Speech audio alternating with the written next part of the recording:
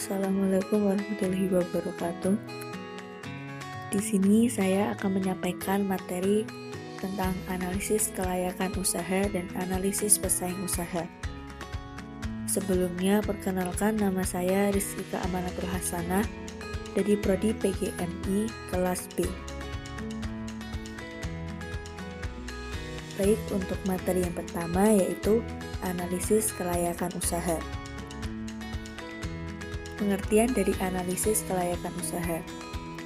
Menurut Ibrahim, analisis kelayakan usaha atau studi kelayakan bisnis adalah kegiatan untuk menilai sejauh mana manfaat yang dapat diperoleh dalam melaksanakan suatu kegiatan usaha atau proyek. Sedangkan menurut Sunyoto, studi kelayakan bisnis merupakan penelitian terhadap rencana bisnis yang tidak hanya menganalisis layak atau tidaknya bisnis dibangun, tetapi juga saat dioperasionalkan secara rutin dalam rangka pencapaian keuntungan yang maksimal untuk waktu yang tidak ditentukan. Tujuan dari studi kelayakan bisnis yaitu menghindari resiko kerugian, memudahkan perencanaan, memudahkan pelaksanaan pekerjaan, memudahkan pengawasan, dan yang terakhir yaitu memudahkan pengendalian.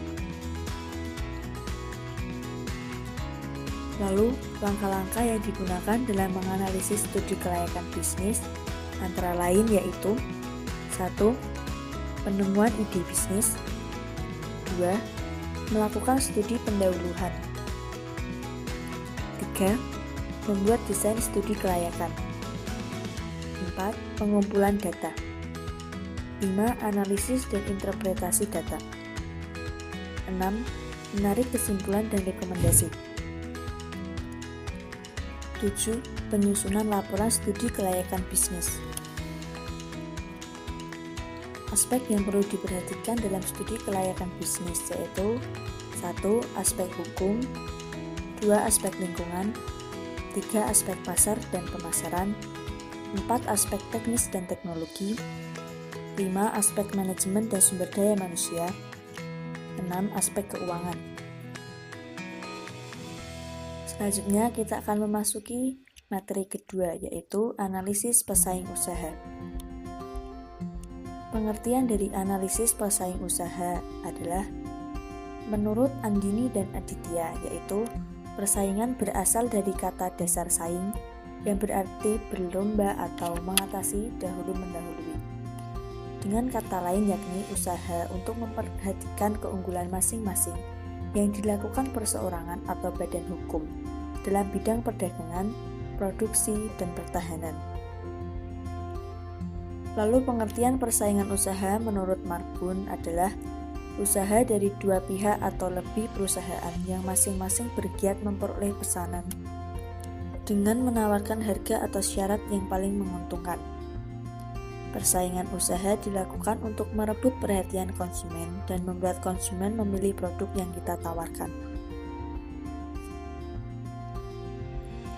Dalam kamus manajemen, kita mengetahui persaingan bisnis terdiri dari persaingan sehat atau healthy competition, yaitu persaingan antara perusahaan-perusahaan atau pelaku bisnis yang diyakini tidak akan menuruti atau melakukan tindakan yang tidak layak dan cenderung mengedepankan etika-etika bisnis.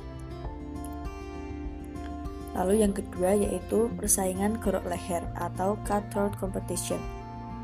Persaingan ini merupakan bentuk persaingan yang tidak sehat atau fair, di mana terjadi perebutan pasar antara beberapa pihak yang melakukan usaha yang mengarah pada menghalalkan segala cara untuk menjatuhkan lawan, sehingga salah satu tersingkir dari pasar dan salah satunya menjual barang di bawah harga yang berlaku di pasar. Upaya-upaya untuk menghadapi persaingan yang makin ketat yaitu dengan kita meningkatkan daya saing kualitas, daya saing harga, daya saing marketing, serta daya saing jaringan kerja atau networking. Sekian presentasi materi yang dapat saya sampaikan. Atas kekurangan dan kesalahannya saya mohon maaf. Wassalamualaikum warahmatullahi wabarakatuh.